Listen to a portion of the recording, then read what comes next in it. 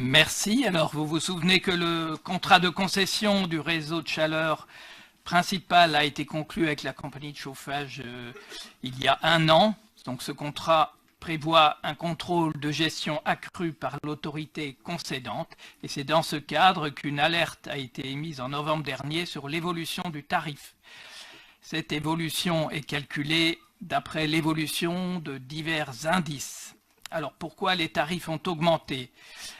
Donc, il y a eu plusieurs causes. Le prix des quotas de dioxyde de carbone a été multiplié par 4 depuis la valeur retenue dans le contrat. Le prix du gaz aussi a augmenté de 30%. Et puis, autre fait, donc le résultat prévisionnel de la compagnie de chauffage est en forte hausse pour différentes raisons. Donc, le coût du combustible payé par la compagnie de chauffage augmente moins vite que les indices, car il a été négocié plusieurs années en avance.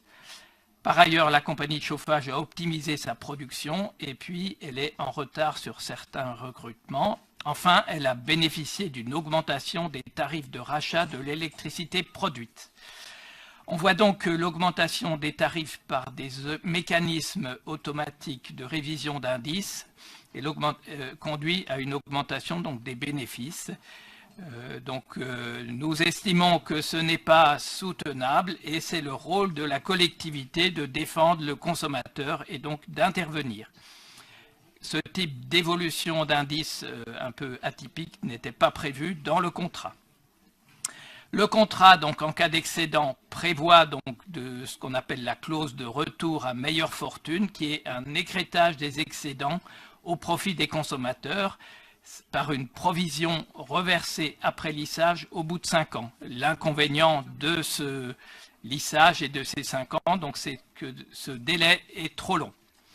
Donc, ce qui est proposé dans cet avenant, c'est de modifier dans le contrat la clause de retour à meilleure fortune en redistribuant immédiatement la moitié de l'excédent sous forme d'avoir.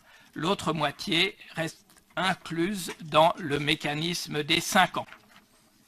En pratique, et pour cette année, et pour un consommateur type, le tarif augmentera de 50% de l'excédent calculé. Voilà, il est reversé donc aux abonnés sous forme d'avoir.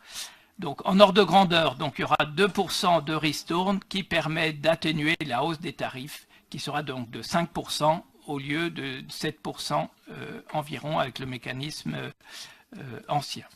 Donc il y a dans cet avenant d'autres modifications pour clarifier divers éléments qui se sont révélés imprécis lors de leur application concrète depuis 1 an.